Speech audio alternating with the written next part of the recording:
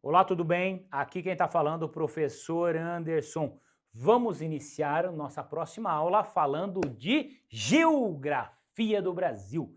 Dentro deste assunto Geografia do Brasil, nós vamos falar aqui de classificação do relevo brasileiro. Beleza? Classificação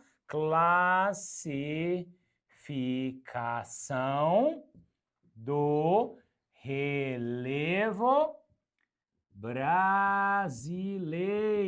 Exatamente isso, tá? Este assunto aqui, classificação do relevo brasileiro, ele é muito cobrado no nosso concurso, tá? Muito cobrado, tá? E principalmente dentro dessa classificação do relevo brasileiro, eu preciso entender a classificação de Haroldo de Azevedo, né? Que foi um geógrafo que classificou o relevo brasileiro lá na década de 40. Eu preciso entender a classificação de Aziz Absabre, que foi um outro geógrafo que fez a sua classificação lá na década de 1958, a década de 50, no final da década de 50, e preciso também entender a classificação mais atual, que é a classificação de Jurandir Ross, lá em 1989, beleza? Todas essas três classificações, elas têm características, né, distintas, que você precisa lembrar, porque é isso que eles vão te cobrar na prova, tá? Então, essas diferenças entre uma e outra, eu vou te explicar e eu preciso que você preste atenção para entender isso aí. Lembrando que você tem em mãos um material elaborado com cuidado para que você entenda toda essa matéria. Então, você precisa estar com esse material junto, né? Nós estamos conversando aqui, ó, eu estou falando para você desse assunto e você precisa estar ali, ó, anotando dentro deste material. Esse material, de preferência, colorido, que eu tenho muito mapa, muita informação, né, com mapa, e se for colorido, você entende melhor, com certeza, beleza? Ou você vai acompanhar no computador mesmo, tranquilo? Vamos iniciar então falando do nosso primeiro slide, veja só na sua tela lá, vai. Olha só, a classificação do relevo. Qual o objetivo de classificar um relevo, né? Seja ele brasileiro ou não, qual o objetivo dessa classificação? O objetivo dessa classificação é explicitar conhecimentos sobre paisagens naturais, né? Para quê? Para proporcionar uma melhor noção da disposição dos recursos minerais, né? E favorecer a atividade econômica da mineração. Logicamente, né?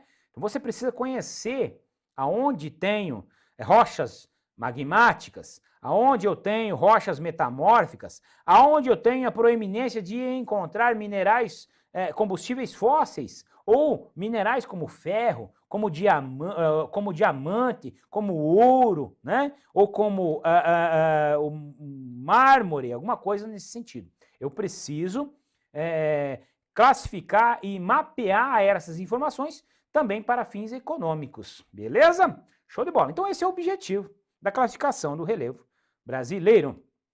No Brasil temos três formas de relevo predominantes. Três formas de relevo predominantes. Uma delas é o planalto. O planaltos, eles são elevações geralmente acima dos 300 metros de altitude, né? Eles podem ser divididos em planaltos sedimentares, compostos por rochas sedimentares. Eles podem ser divididos em planaltos cristalinos, compostos por rochas cristalinas, ou planaltos basálticos, compostos por rochas basálticas. Qual a diferença entre um e o outro, professor? Tá, importante. Olha só. Nos planaltos sedimentares, eu tenho terrenos de origem sedimentares. Ah, vá. Sim. E nos terrenos de origem sedimentares, eu posso encontrar combustíveis fósseis. Eu posso encontrar os combustíveis fósseis no planalto sedimentar? Posso. Que tipo de combustível fóssil, professor? Petróleo, carvão mineral, gás natural, né? Eu posso encontrar aqui. E nos cristalinos, né? Cristalinos eu encontro o quê?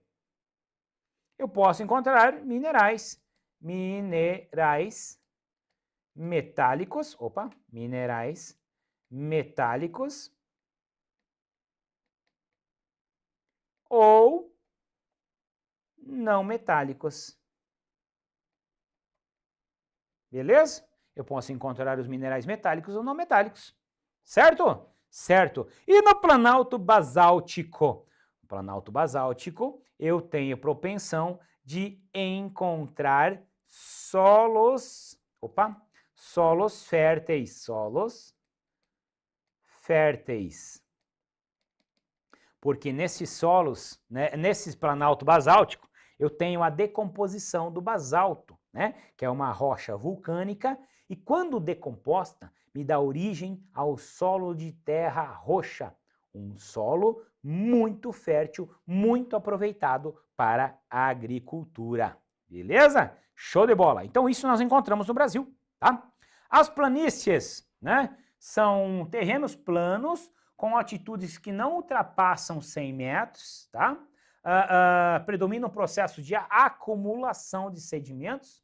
Então, dentre os processos erosivos, o processo de acumulação de sedimentos, ele é o que predominam nas planícies. Logicamente, as planícies são relevos em construção. As planícies são relevos em construção. Por quê? Estão sempre recebendo sedimentos, ou seja, estão sempre sendo reafeiçoados, transformados, né? Essas planícies, elas podem ser planícies costeiras, quando estão localizadas na costa, próximo ao mar. Elas podem ser planícies fluviais, quando são formadas por sedimentos transportados pelos rios, por exemplo, essas aqui, né?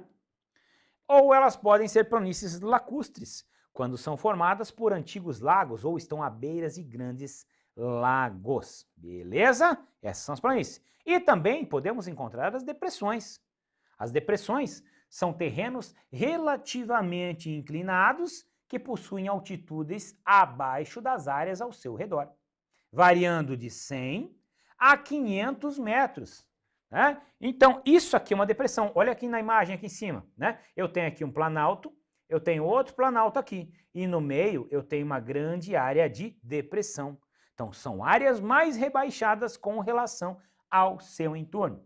Essas planícies são divididas em planícies, ou melhor, essas depressões são divididas em depressões absolutas, que são aquelas localizadas abaixo do nível do mar, ou são as depressões relativas, aquelas que são encontradas acima do nível do mar. Beleza? Olha aqui o exemplo de uma depressão absoluta. Ó, o nível do mar está aqui, né? Abaixo do nível do mar, depressão absoluta. Depressão relativa, acima do nível do mar. Ó, o nível do mar aqui, né? Depressão relativa. Beleza? Isso aqui cai em prova, hein? Isso aqui é importante, hein? Cai muito em prova esses tipos de depressões aqui. Sobre as principais formas do relevo, muito encontradas aqui no Brasil. Nós temos a serra, a montanha encontrada. No Brasil não temos muito a propensão de encontrar montanhas, tendo em vista que as montanhas são grandes elevações, grandes cadeias orogênicas formadas pelo encontro de placas tectônicas. Sabemos que no Brasil nós não temos encontros de placas tectônicas, então, portanto, dizer que temos montanhas no Brasil é errado, tá? Mas nós temos no Brasil a serra, que são elevações pontiagudas, ó. Por isso que se chama de serra, né? Serra do Serrote lá, né? Por isso, porque tem essas elevações pontiagudas aqui, ó, muito comum no relevo brasileiro. Serra do Mar, a Serra da Mantiqueira, a Serra do Espinhaço, a Serra do Caparaó e dentre outras mais. Beleza? Áreas de depressão, tá aqui, ó, exemplos de áreas de depressão, exemplos de áreas de planaltos, exemplos de escarpas. As escarpas são paredões formados por erosões marinhas. Olha só, o mar veio e derrubou derrubou o relevo daquela região ali, formando uma grande escarpa. Beleza? Ó, a diferença entre rochas magmáticas e as rochas sedimentares aqui. Tá vendo? As rochas magmáticas são rochas mais duras, né? Olha só como é que é o formato de uma rocha magmática. Olha só como é o formato de uma rocha sedimentar. Logicamente, dá para você entender isso aqui, né? E o mapinha do Brasil ao seu lado aqui, ó, dividido em planaltos. Tá aqui os planaltos. Olha as depressões, né? Ó, as depressões são grandes áreas. E as planícies. O relevo brasileiro ele é predominantemente planáltico, né? São 11 planaltos, 11 depressões, 11 planaltos, 11 depressões e 6 áreas de planícies catalogadas segundo Jurandir Ross. Beleza? Falando em Jurandir Ross, vamos entender as classificações dos relevos agora? Daqueles 3 geógrafos que eu comentei no início da nossa aula. Bom, o primeiro a fazer a classificação do relevo brasileiro foi o geógrafo Haroldo de Azevedo, né? Ele fez a sua classificação lá na década de 1940. Vejam só, nesta década, você já imagina que a tecnologia empregada, ela foi reduzida, né? Até porque não tínhamos câmeras de alta resolução, imagens de satélite, drones, né? Não tínhamos esse aparelhado aí de tecnologia. Então, a classificação dele, ela foi mais, se é que eu posso dizer assim, grotesca, né? Está errada? Não, logicamente que não. De maneira alguma nós vamos julgar isso. Mas foi uma classificação mais grosseira e você vai ver com as classificações dos geógrafos que classificaram posteriormente. Então veja só, Haroldo de Azevedo, ele baseou-se na altimetria para realizar a sua classificação. Como é isso, professor? Me explica. Na diferença altimétrica. Ou seja, ele dividiu o relevo brasileiro em planaltos e planícies. Tinha depressões? Não. Somente planaltos e planícies.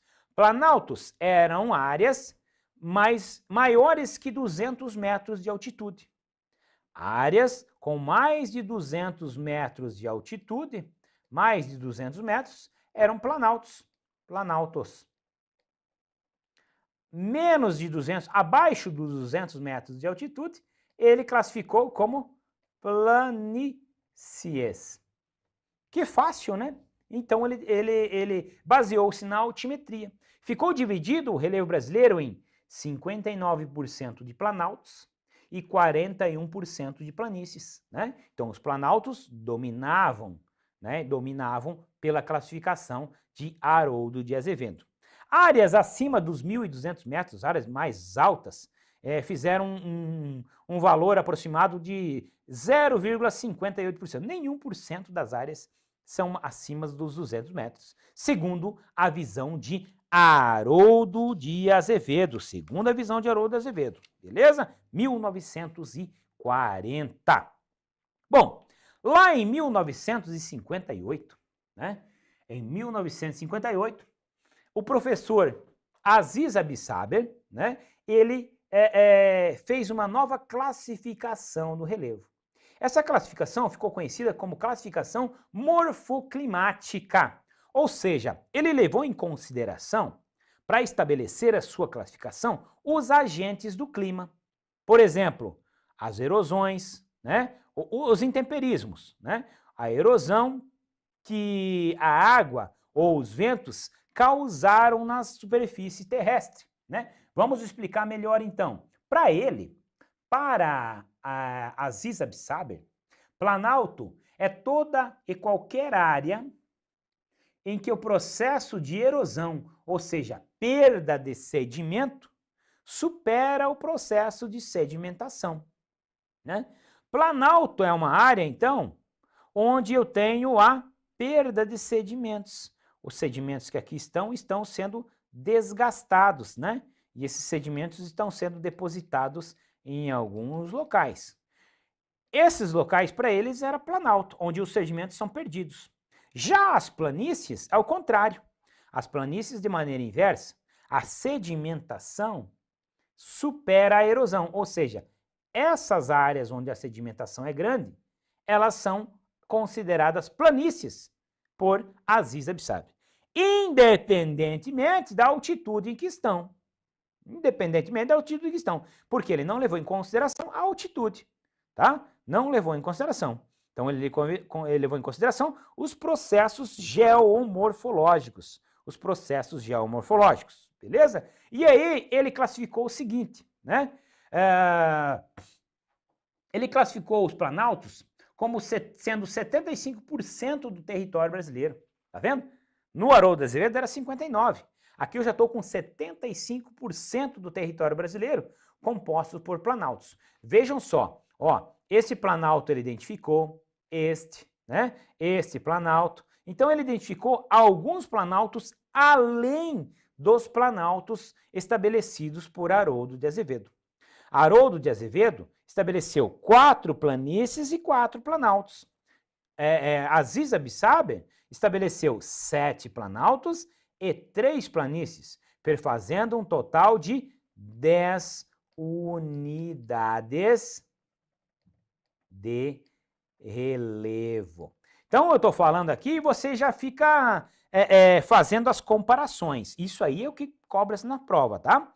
Comparações entre essas classificações. E lá no seu edital, se você olhar, ele vai citar esse cara aqui, ó. Ele vai citar esse camarada aqui e ele vai citar especificamente esses camaradas aqui, tá? Ele não está querendo saber a classificação feita lá ou melhor, lá no século XIX. Ele não quer saber. Foi feita? Foi. Ele não quer saber a classificação que foi feita lá. Ele quer saber do século XX e especificamente desses caras aí, tá? Então, é importante? Sim. Qual a diferença de Aziz Absaber para Haroldo de Azevedo? A forma da classificação. Uma baseou-se na altimetria e outra nos processos geomorfológicos. É importante ou não? Ele falou, Aziz Absaber, que 75% eram planaltos e 25% apenas eram planícies, né? E aqui é o mapinha da sua classificação, tá? Deixa eu apagar aqui. Aqui é o mapinha da sua classificação. Então, observe. Terras baixas, planície e terras baixas amazônicas, né? A outra planície aqui, ó, planície e terras baixas costeiras. E a terceira planície, planície do Pantanal. São 3, tá certo? Já os planaltos são 7. Ó, Planalto das Guianas 1, Planalto Central 2, Planalto do Maranhão e Piauí 3, Planalto do Nordestino 4, Serras e Planaltos do Leste e Sudeste 5, Planalto Meridional 6 e Planalto Uruguaio Rio Grandense 7. Beleza? Essa foi a classificação de Aziz Absaber. Classificação de Aziz Absaber. A próxima classificação e a atual classificação do relevo brasileiro é a do professor Jurandir Ross. Jurandir Sanches Ross é o nome do cara. Esse professor Jurandir Ross, ele era aluno do professor Aziz Absaber, né? E ele realizou a sua classificação. Para realizar a sua classificação, ele leva em consideração alguns aspectos. Isso cai em prova, né? Parece que não, mas é verdade. Ele realizou a sua classificação em 1989, né? Baseou-se na morfoestrutura e na altimetria. Então, ele levou em consideração as duas coisas que foram vistas anteriormente, ele leva em consideração. Ele baseou-se nos estudos realizados por Aziz Absaber, tá? Então, ele pegou o que Aziz Absaber, que era o professor dele, tinha feito e, né, deu a sua cara, deu a sua visão. Né? Ele baseou-se nas ideias do Haroldo de Azevedo? Não. Tá? Isso é uma questão é uma pegadinha muito constante em prova, dizendo que Jurandir Ross baseou-se nas ideias do Haroldo de Azevedo. Mentira. Ele baseou-se somente nas ideias de Aziz Absaber. Isso cai em prova, preste atenção, tá? E também ele utilizou imagens aéreas do projeto Radam Brasil, né? Que era um projeto militar de mapeamento inicialmente das fronteiras amazônicas. Depois esse projeto deu certo, ele foi mapeando todo o Brasil. E Jurandir Ross apoderou-se, não, ele usou essas imagens para realizar a sua classificação. E, logicamente, com mais tecnologia do que os anteriores, a sua classificação ela é mais diversificada, tá? Mais diversificada. Outra característica importantíssima de Jurandir Sanches Ross foi que ele introduziu o termo depressões no relevo brasileiro, que até então não tinha sido mencionado pelos autores antigos. Não tinha sido mencionado. Haroldo de Azevedo e Aziz Absaber não prestaram atenção ou não catalogaram depressões.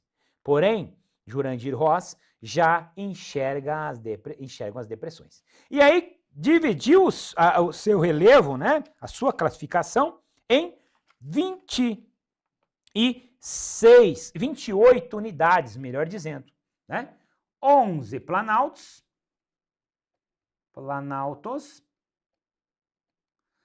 11 planícies e 11 depressões, melhor dizendo, depressões e 6 planícies. Porém, os planaltos ainda predominam. A predominância do relevo brasileiro é dos planaltos. Se você olhar esse mapa de Jurandir Ross e de Haroldo Azevedo ou de Aziz Absabre, você vai perceber algumas diferenças nítidas. Logicamente que ele está bem mais, vamos dizer assim, bem mais heterogêneo, né? Mas aqui você pode perceber uma das principais diferenças, a planície amazônica, que nos mapas anteriores era uma gigantesca planície larga, né? Era tudo isso, planície. Agora não, a planície amazônica é só aquela parte em verdinha ali, ó, que restringe-se às margens do rio Amazonas, tá vendo? Beleza? Ó, vou voltar uma aqui só para você não entender. Olha aqui como é que era a planície dos dois camaradas anteriores. Olha como é a planície agora, tá? Essas características são importantíssimas. Isso aí vem na sua prova, tá? Beleza, e aqui está o mapa do Jurandir Ross, né?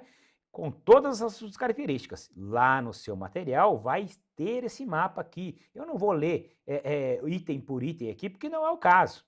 Mas você precisa, sim, analisar. Bom, planaltos em bacias sedimentares. Quem são? O Planalto Amazônia Oriental, que é o número 1, tá aqui, opa. O Planalto dos Chapados da Bacia do Parnaíba, que tá aqui também. E o Planalto dos Chapados da Bacia do Paraná. Esses são planaltos sedimentares. Tá certo ou não? Eu posso encontrar, então, combustíveis fósseis neles? Posso, claro que eu posso. Então, são exemplos de como você vai fazer o seu estudo analisando esse mapa aqui. Beleza? Então, falei, então, do geógrafo Jurandir Ross. Mais alguns mapas para a gente finalizar aqui a nossa aula. Olha esse mapinha aqui, ó, que interessante, né? Esse mapa aqui vai me dar os planaltos e as planícies, beleza? Mas, acima de tudo, eu vou ter informações mais importantes das principais elevações no terreno brasileiro, né? E aí eu vou começar aqui com a Serra do Imeri. Na Serra do Imeri, eu tenho os pontos de maior elevação do Brasil, que é o Pico da Neblina e o Pico 31 de Março, né? Eu tenho também, ó, Serra de Pacaraima, né? A Serra do Tumucumaque, a Serra dos Carajás, a Serra do Espinhaço, Serra da Mantiqueira, Caparaó e Serra do Mar e Serra Geral. Principalmente essas aqui. Ah, tá. E a serra aqui do Ibiapaba. O que eu quero que você entenda com essas imagens desse mapa aqui? Essas serras, elas são compostas por terrenos cristalinos, por rochas cristalinas. São nesses locais em que você pode encontrar os minerais com valor comercial. Por exemplo, o manganês, por exemplo, o ferro, né? E aí eu vou te dizer que aqui eu tenho a Serra dos Carajás, é uma grande reserva polimineral do Brasil. Aqui eu tenho o quadrilátero ferrífero, aqui em Minas Gerais, né? Minas Gerais, já, o nome já diz, né? A época das Minas Gerais. Então eu tenho a propensão de encontrar esses minerais com alto valor agregado, né? Como ouro, como manganês, como ferro, como cassiterite, como a bauxita e outros. Beleza? Nióbio e outros minerais. Tranquilo? Show de bola. Então esse mapinha é interessante para nós entendermos essas situações aqui. Outro mapinha bem legal que nós temos aqui é o mapinha da estrutura geológica. Estrutura geológica do Brasil. Vejam só, sedimentos recentes, tá? A era Cenozoica. O que é a era Cenozoica, professor? Tá, volta lá, que nós temos uma aula onde nós falamos das eras geológicas, tá? E aí você vai entender de que período nós estamos falando, né? Na era cenozoica nós temos origem de sedimentos recentes, ou seja, são sedimentos novos, recém, né, colocados. E onde estão os sedimentos recentes? Nas planícies, né? Nas grandes planícies, planície amazônica, planície costeira, aqui eu tenho a planície do Pantanal, né? Então, nessas grandes planícies eu tenho sedimentos de origens recentes. Eruptivas basálticas, então onde eu tenho rochas eruptivas basálticas, aonde derramou o basalto, aonde tivemos erupções vulcânicas, que foi exatamente nessa região aqui, ó, a região do Planalto Arenito Basáltico, o Planalto Meridional, claro, olha só que legal. Sedimentos antigos, paleozoicos e mesozoicos, tá? São os sedimentos mais antigos do que os anteriores, né? Eu tenho no grande interior do Brasil. No grande interior, são sedimentos. Então, a origem sedimentar, já está falando, sedimentar, terrenos sedimentares. E, para finalizarmos, nós temos os escudos cristalinos. O que são escudo? O que é o escudo? Pensa, a imagem, escudo, né? Saia da geografia agora e pensa, escudo, o que é o escudo? Escudo é uma arma, né, de defesa, lá nos tempos medievais, né? Por que o cara usava o escudo? O escudo era uma coisa dura, isso mesmo, é isso que eu quero que você entenda. O escudo era uma coisa dura, né? O escudo, vou desenhar um escudo aqui, sei lá, mais ou menos assim, né? Aí tinha um negocinho aqui que o cara segurava. O escudo, então, ele é uma coisa dura. As rochas cristalinas compõem o escudo cristalino, que são áreas endurecidas.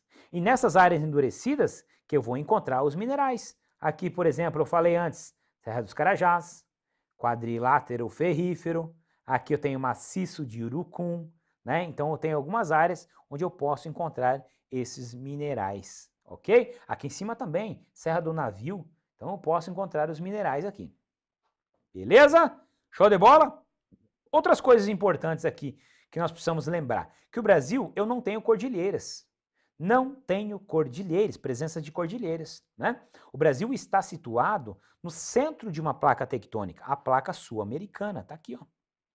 Portanto, o seu relevo, ele só sofre desgaste exógeno e não sofre movimentações endógenas, tá?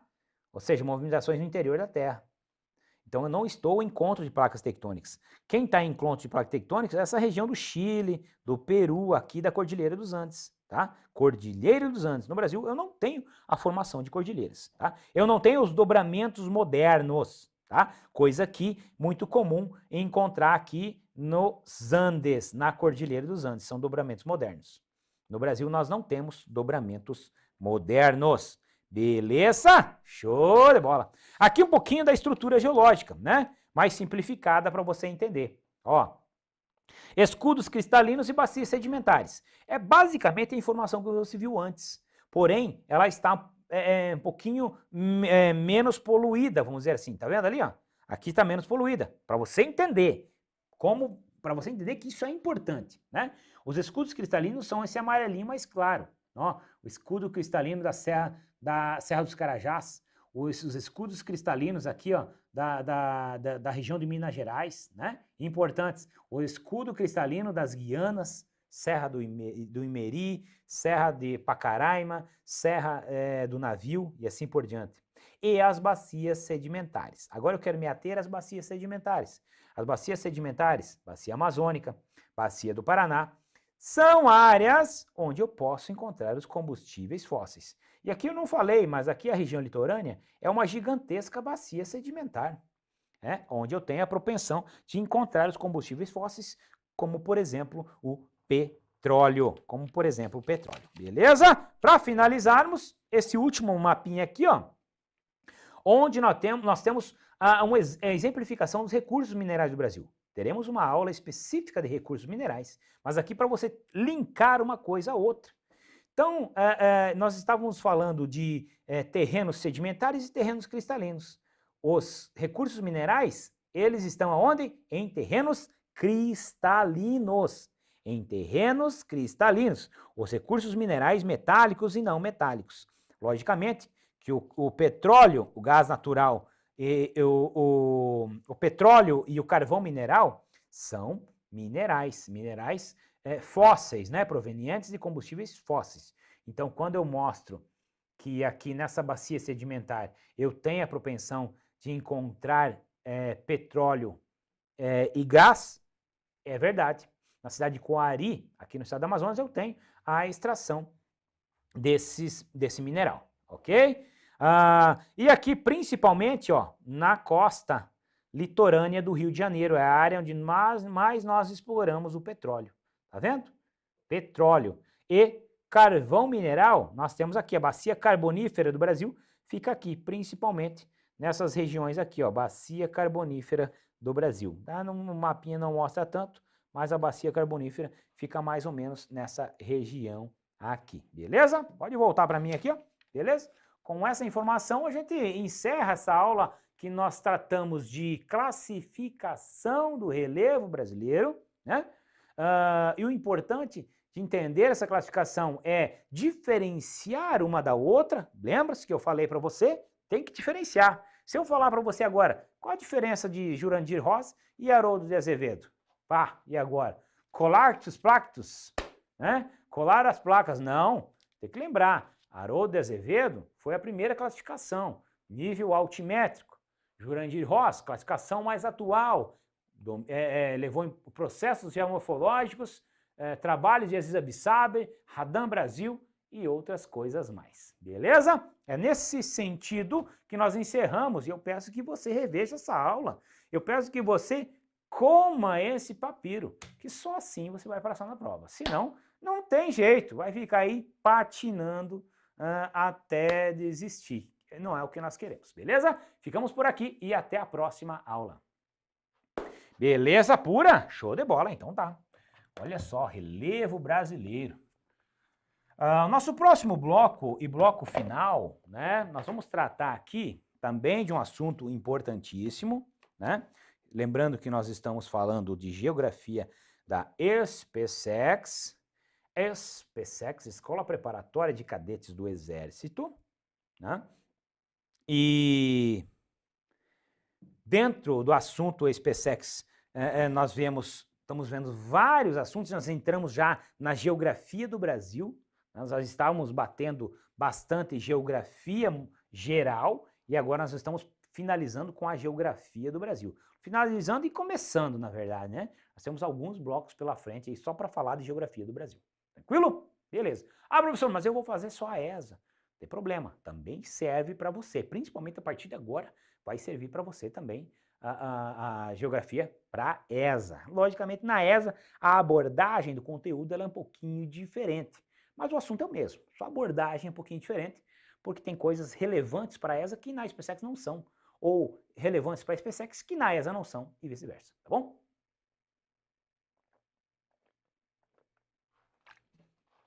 Beleza pura. Apaguei? Apaguei. Beleza? Vamos começar a próxima. Beleza? Vamos iniciar então o nosso próximo bloco que vai tratar de atmosfera e o clima. Fenômenos climáticos e os climas do Brasil. Beleza? Olha só. Esse aqui é o nosso assunto, ó, tá? Atmosfera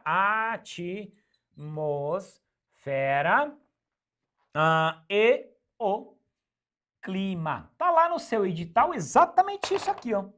Dentro deste assunto, atmosfera e o clima, nós veremos fenômenos climáticos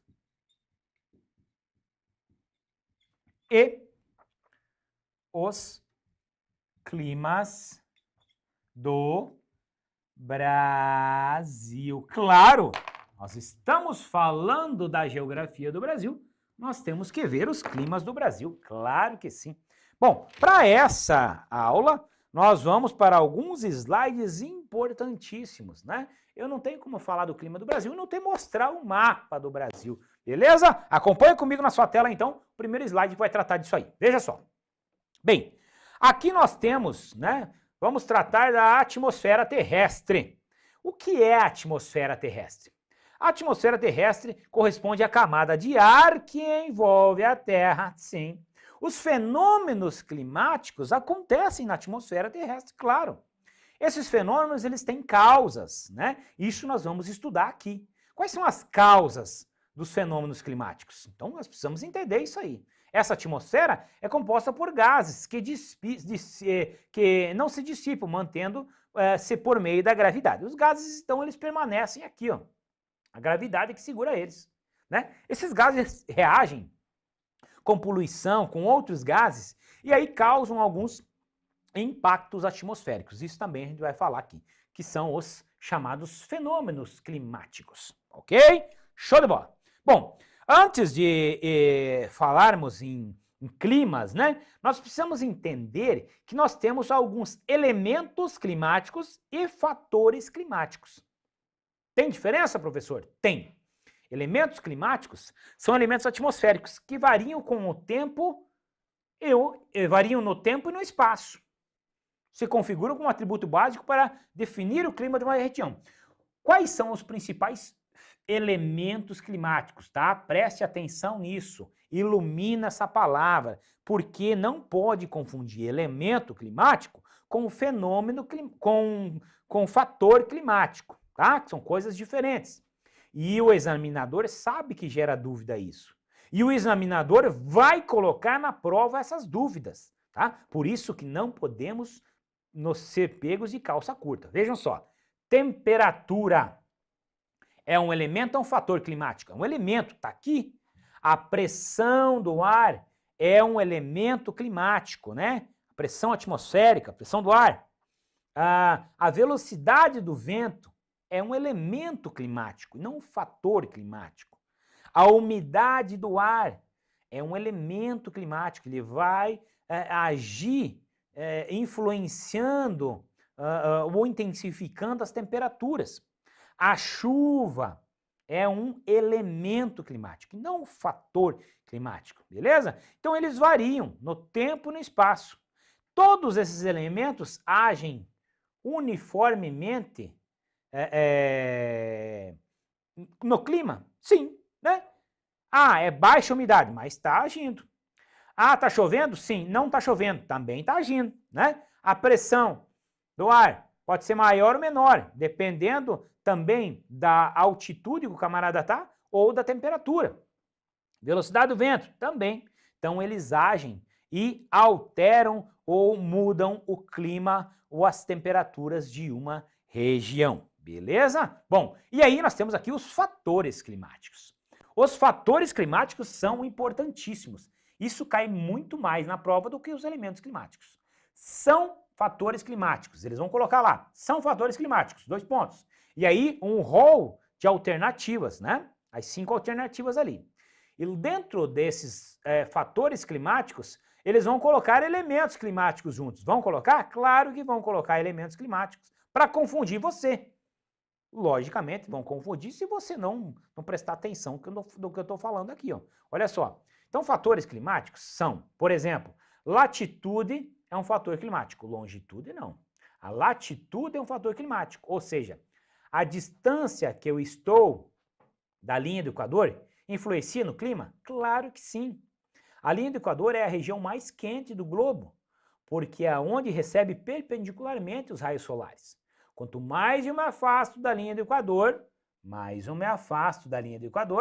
maior é a minha latitude, ou seja, menor é a minha temperatura, né? O fator climático altitude influencia o clima? Claro que influencia. Por que aqui em cima tem neve? Porque é mais frio? Claro. É mais frio por quê? Porque está mais alto, a altitude é maior, porque eu sei que quanto maior a minha altitude, menor é a minha temperatura. Quanto maior a altitude, menor a temperatura. Isso aí é clichê, tá? Tem que gravar isso aqui, tem que gravar, isso aí tem que saber. Outro fator climático importante, a maritimidade e a continentalidade. Maritimidade é o quê? Proximidade com o mar. Proximidade com o mar eu tenho mais umidade, mais pressão atmosférica. A tendência é ser temperaturas mais altas, tá? Continentalidade, dentro do continente. Aqui é uma área bem continental, né? O que eu tenho na continentalidade? Menor umidade, né? Maior oscilação térmica, maior amplitude térmica, tá? Maior amplitude térmica no efeito da continentalidade. Então é importante? Sim. Eu lembro que nós temos uma aula onde nós falamos de fatores climáticos, né? Uma das primeiras aulas lá, quando eu falo de geografia geral. Então, olhe lá se você tem dúvida ainda, né, sobre maritimidade, continentalidade, atitude. Olhe lá, tá? Então, eu não vou explicar detalhadamente porque não é o caso, mas lá vai ter e você vai entender, se você não entendeu ainda, beleza? Correntes marítimas influenciam no clima? Claro que influenciam. Correntes quentes trazem maior evaporação, correntes frias, menor evaporação. Isso vai influenciar no clima. A vegetação influencia? Sim. O albedo, que é o coeficiente de reflexão, né? Ele também tem a ver com a vegetação. A vegetação, ela tem propensão de evapotranspirar. Evapotranspirando aumentam a umidade do ar. Maior umidade, mudança no clima de determinadas regiões. A ausência de vegetação, o clima também vai ser diferente, tá? Então, vegetação é um fator climático? Sim. E, por fim, as massas de ar. As massas de ar são cobradas com muita frequência em provas, mas com muita frequência mesmo. Tanto é que eu fiz questão de colocar um slide específico das massas de ar, que está aí na sua tela, né? Um slide específico de massas de ar. E as massas de ar que atuam no Brasil são essas aí que você está vendo. No verão, nós temos as seguintes massas de ar atuando. A massa equatorial continental, que é uma massa quente e úmida, é uma massa que se forma no centro da floresta amazônica, e a umidade proveniente dessa massa vem da floresta amazônica, da evapotranspiração amazônica. Essa massa de ar, ela influencia praticamente todo o Brasil, né? Causando chuvas e levando calor e chuva para muitas áreas, né? Eu tenho também a massa equatorial atlântica, que se forma na região equatorial em cima do Oceano Atlântico. Então ela é uma massa quente, porque é equatorial, e é úmida, porque está em cima do Oceano Atlântico. Sim, ela influencia essas regiões da flechinha ali, ó, Nordeste e Norte do Brasil. Ela influencia essas regiões. Eu tenho também a massa tropical continental. Deixa eu apagar aqui. A massa tropical continental é uma massa que se forma no Nordeste da Argentina. É uma massa seca, quente e seca. Ela é uma massa que tem pouca força, né? Ela influencia somente áreas próximas, áreas do extremo oeste dos estados das regiões das regiões sul e centro-oeste, tá? Quente e seca. A massa tropical atlântica é uma massa que influencia principalmente regiões sul, sudeste e nordeste. O que é proporcionado pela essa massa tropical atlântica? Essa massa tropical atlântica é uma massa quente e úmida, porque ela se forma numa região tropical e uma região úmida, que é o Oceano Atlântico, influenciando toda essa região da costa do Brasil, beleza? E para finalizarmos, nós temos a massa polar atlântica. Quando eu falar da massa polar atlântica, eu vou falar desse lado aqui. Aqui ela age? Sim, só que ela tem, como eu estou falando de verão, ela é uma massa bem tímida, né? No verão. No inverno, olha só o inverno. No inverno, ela aumenta a sua potência, até porque ela aumenta o poder de ação, né? E no inverno, ela vai agir principalmente nos estados da região sul do país. Mas também, ela,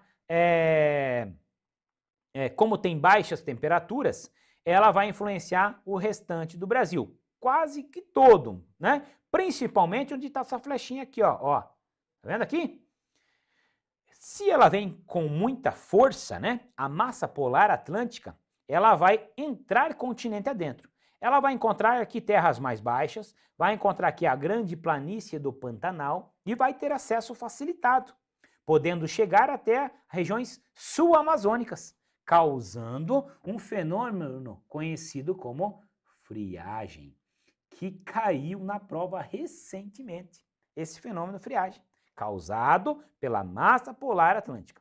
E perguntava justamente isso. A massa polar atlântica e tal, causam qual fenômeno? E aí tinha lá alguns fenômenos, e esse fenômeno de friagem estava entre um deles. Né? Beleza? Ok. Essa massa polar atlântica, ela também aumentam as chuvas do Nordeste. Por quê? Ela acaba empurrando a massa tropical atlântica para cima. A massa tropical atlântica está aqui, ó, ela vai sendo empurrada para cima, e as chuvas do Nordeste aumentam nos meses de inverno. Beleza pura ou não? Eita! Bom, na sequência, nós temos aqui os fenômenos climáticos. O primeiro fenômeno é o ilhas de calor. Né? O ilha de calor é um fenômeno climático causado nos grandes centros urbanos, por meio da não dissipação do calor. O porquê que não dissipa o calor? Os ventos sopram e acabam sendo barrados pelas edificações. Acabam sendo barrados e não conseguem dissipar o calor gerado pelo excesso de descobertura vegetal, né? O excesso de pavimentação, né? O excesso de construções, claro, de vidros e espelhos e assim por diante, causa um aquecimento anormal dessas regiões. Né? E o que meteorologistas chamam de ilhas de calor. Beleza? Isso é o ilha de calor. A ilha de calor acontece lá na zona rural? Não. Somente nos centros urbanos. Grandes centros urbanos, principalmente. A inversão térmica também é um fenômeno climático e acontece muito. O fenômeno de inversão térmica é um fenômeno atmosférico característico dos grandes centros urbanos industriais. Né? Há uma estabilização momentânea da atmosfera e que causa um efeito tampão, né? E o ar poluído que é expelido por indústrias, por automóveis, né? E em geral, esse ar ele vai ficar aqui, ó, no ambiente. Né? Quando há estabilização momentânea da atmosfera, que se dá principalmente nos meses de inverno e nas primeiras horas da manhã, né, onde a convecção ela cessa, eu tenho a ausência dessa troca, dessa dissipação, dessa poluição. Ou seja, a poluição fica na altura das pessoas e aí vai causar irritações, como alergias, bronquites, rinites, todos esses ites aí, causando, logicamente, afetando, logicamente, a saúde da população. Beleza? Esse é o fenômeno inversão térmica. Lembrando que o fenômeno inversão térmica é um fenômeno natural, só é intensificado pela ação humana, ok? E agora nós vamos falar dos climas do Brasil, né? Os climas do Brasil. E aí vamos citar aqui as principais características dos climas brasileiros, tá? Para iniciarmos essa fala sobre os climas, a gente precisa entender que o Brasil ele está localizado predominantemente na zona intertropical, que é a zona mais quente do globo, né? Que vai do Trópico de Capricórnio até o Trópico de Câncer aqui em cima, né? Dentro dessa região, nós chamamos de zona intertropical e a maior parte do Brasil está localizada nela. Portanto, o clima predominante do Brasil é tropical, beleza? Portanto, as temperaturas brasileiras, dos climas brasileiros, são predominantemente quentes, né? Isso faz com que o Brasil seja chamado de país tropical. Tá. Outra coisa importante que nós temos que levar em consideração quando estudarmos os climas brasileiros é que o Brasil ele tem diversidades climáticas. Por quê? Porque eu tenho daqui, ó, até aqui, ó, aproximadamente mais de 4.000 quilômetros de extensão. é muita coisa. Então, naturalmente, eu tenho faixas de climas diferentes. Por quê? A latitude, que é a distância que eu estou da linha do Equador, ela influencia diretamente nos climas. Quanto mais eu me afasto da linha do Equador, mais frio é. Mais frio é. É ou não é? Sim, menor a minha temperatura. Quanto mais próximo, mais quente é. Então, essa é a lógica da latitude e longitude. Como eu tenho um grande território, no sentido norte e sul, eu tenho uma grande variedade climática. E essa variedade climática ela vai ser interessante, né? Eu vou ter a propensão de poder criar, cultivar, né, produtos tropicais e produtos temperados, né? Porque eu estou falando aqui de uma zona temperada. Então eu tenho o cultivo do arroz, por exemplo. O Rio Grande do Sul é o maior produtor de arroz. Por quê? Porque ele tem clima e solo favorável para isso. Né? O arroz ele precisa de temperaturas mais baixas, ele precisa de áreas mais alagadas. O trigo, melhor dizendo, né? O trigo ele precisa de temperaturas mais baixas. Então eu tenho essa propensão em criar, em cultivar trigo nessas áreas aqui. Beleza? Show de bola. Aqui, para nós analisarmos novamente aonde fica o Brasil, né? E aí você pode ver que o Brasil está predominantemente numa região chamada zona tropical. Portanto, climas mais quentes, exatamente isso. E agora falando especificamente de cada clima, né? O primeiro clima que nós vamos falar é o clima equatorial. É o clima da região norte do Brasil.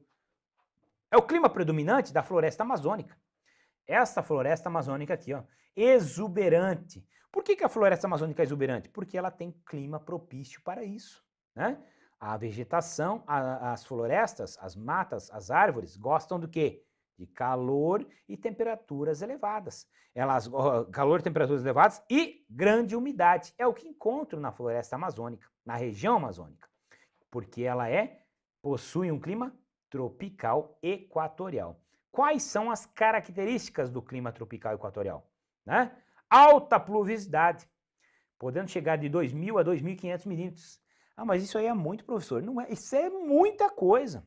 Até em algumas localidades pode chegar a 3.000 milímetros anuais. É chuva que Deus manda. É muita chuva, tá? Então aqui chove todos os dias praticamente. As médias térmicas são de 24 graus Celsius. São médias elevadas, tá? A umidade é elevada. Os ventos alísios, que são ventos que sopram, são ventos úmidos, que ajudam a intensificar as pluviosidades ali. A evaporação, né, a evapotranspiração da floresta amazônica, né, a evaporação, né, expelida pelos vegetais amazônicos, ele ajuda a intensificar essa umidade. Então é muita umidade, né? E também a densa malha hidrográfica, os rios que evaporam suas águas, proporcionam o aumento do calor e aumento da pluviosidade dessa região. Para finalizarmos, nós temos aqui a massa equatorial continental, que é a que se forma aqui mesmo, e a massa equatorial atlântica, que são duas massas, né? A massa equatorial atlântica, que se forma na região equatorial, aqui no Atlântico, que influencia essas regiões aqui, essa região. Beleza? Clima equatorial. Do clima equatorial, nós vamos para o clima tropical úmido ou tropical litorâneo, que é esse aqui, ó, litorâneo úmido. Tropical de encosta. Posso chamar tropical de encosta? Posso.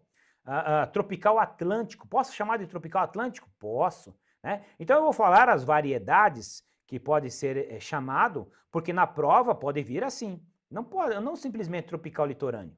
Pode vir tropical úmido, tropical superúmido, tropical atlântico e outras variações. Mas observem, quando falar em umidade, está falando dessa região em amarelo que você está vendo ali.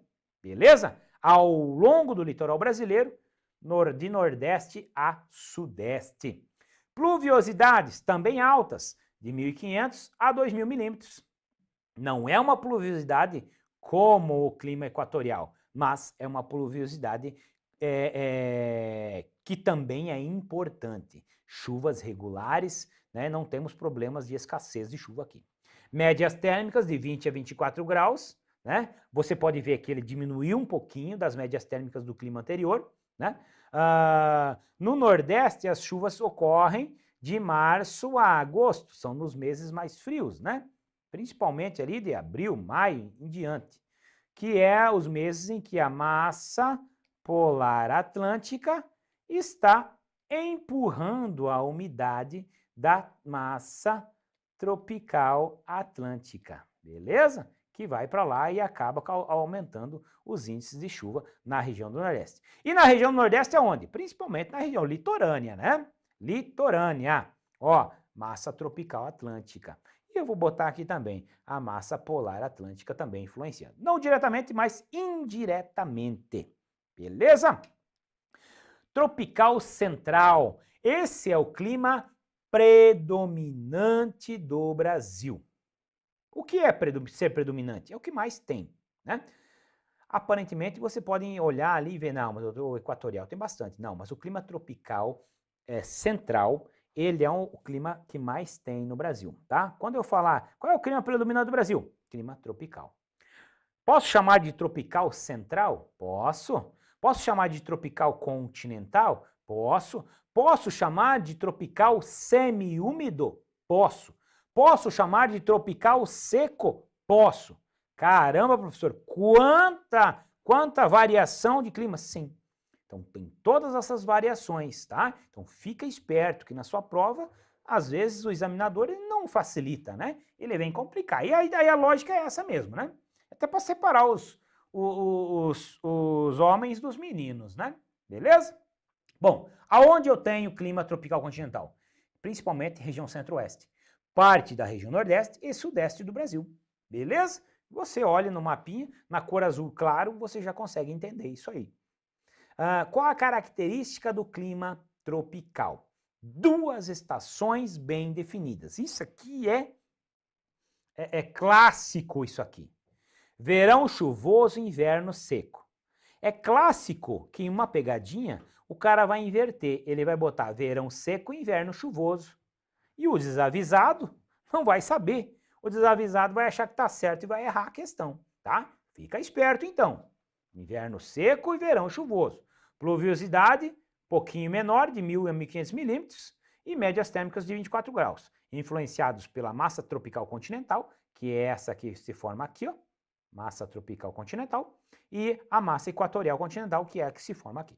Esse é o clima tropical central. Tropical de altitude, o nome já está falando, ó, é o tropical onde eu tenho nas serras. E aonde eu tenho formações mais elevadas, altitudes mais elevadas, eu tenho aqui nas regiões serranas do leste e sudeste, tá? Serra da Mantiqueira, Serra da Canastra, né? Então, eu tenho essas elevações, essas serras, onde me proporcionam um clima mais ameno. Quanto maior a minha altitude, menor a minha temperatura, beleza? Quanto maior a minha altitude, menor a temperatura. Então, característica do clima tropical de altitude, temperaturas amenas, tá? Pluviosidade entre 1.500 milímetros, tá? Médias térmicas de 17 a 22 graus, tá vendo aqui? Influenciados pela massa tropical atlântica. Professor, não é influenciado pela massa polar? Não necessariamente, né? As temperaturas baixas não são por causa da massa polar. As temperaturas baixas são por causa da altitude. Beleza? Show de bola. Clima tropical semiárido também é um clima muito perguntado em prova, tá? É o clima característico da região do Nordeste, do sertão semiárido, tá? Característica principal, baixos índices de pluviosidade, chegando a índices inferiores a 600 milímetros. É pouco? É muito pouco. E quando caem esses 600 milímetros, caem ali nos meses de junho, julho, né? Maio, junho, julho, nesses 3 meses, né? Principalmente, que caem essas chuvas aí, 600 milímetros. Quando caem, em meses nem chega a isso, tá? O Planalto da Borborema é um dos responsáveis por barrar a umidade que vem do oceano e não deixa que essa umidade passe para lá, ó, né? Então ele não deixa, ele atua como uma barreira orográfica e influencia o clima, né? O relevo influenciando esse clima, é influenciado pelo relevo. Chuvas irregulares e mal distribuídas, isso aqui é o clichê do clima, isso aqui cai na sua prova. Quando eu falar em chuvas irregulares e mal distribuídas, está falando do clima semiárido, com certeza.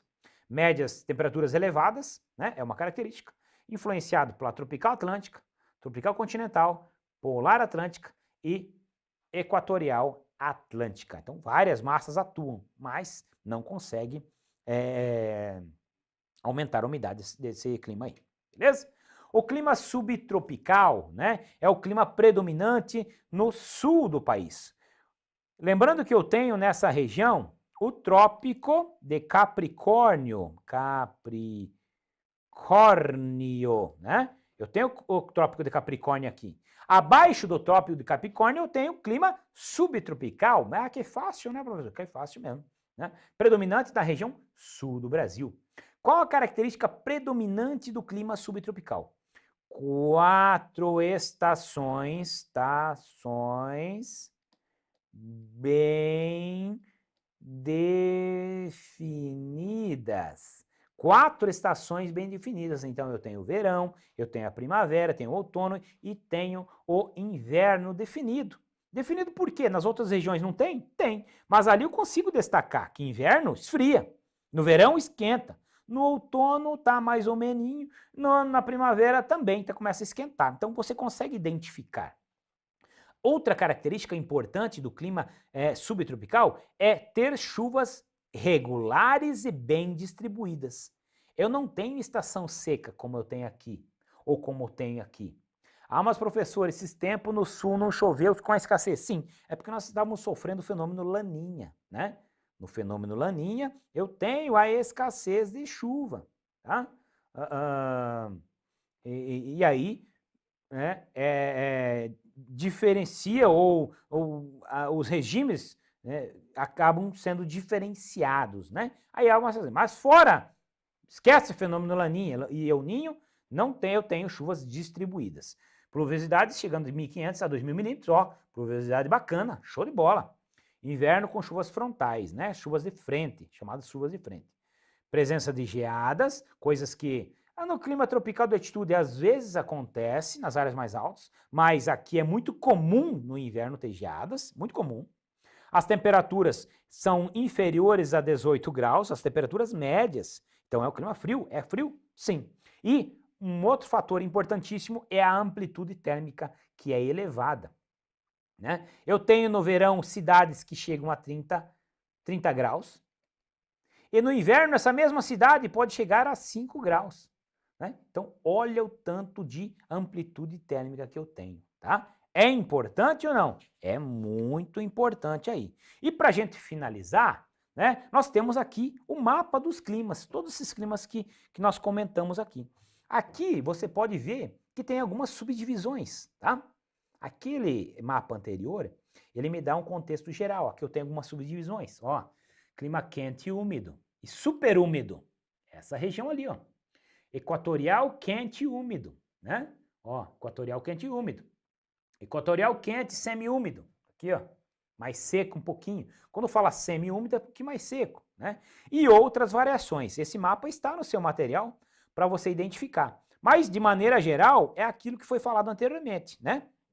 Com algumas características específicas, que não vão mudar do que você já viu. Então, esse mapinha também está no seu material para você rever e entender as principais características. Pode retornar para mim aqui, ó, tá? Então, com essa explicação, a gente encerra essa aula onde nós falamos de fenômenos climáticos, né? Falamos de fatores climáticos, elementos climáticos e, por fim, falamos dos climas do Brasil. Uma aula importantíssima, tendo em vista que questões sobre clima toda hora está caindo. Questões que envolvem dinâmica climática, né? Efeito estufa, que tem tudo a ver com alterações climáticas, toda hora está caindo. Porque o meio ambiente é uma coisa que está todo dia sendo relacionado. Todo dia na televisão aparece alguma coisa do meio ambiente, poluição e tal, afetam o clima. Então fique atento com questões relativas a clima, beleza? Ficamos por aqui, reveja esse conteúdo e reveja essa aula se for o caso, beleza? Ficamos por aqui, até a próxima aula. Beleza? Então tá. Falamos hoje Geografia da SpaceX, tá? Principalmente classificação do relevo brasileiro e fenômenos climáticos. Beleza? Forte abraço a todos e até a próxima aula. Graças a Deus, acabou. Tava no sanha. Tava na Maiker, hein? Vou dar até 40. Pra dar mais noção.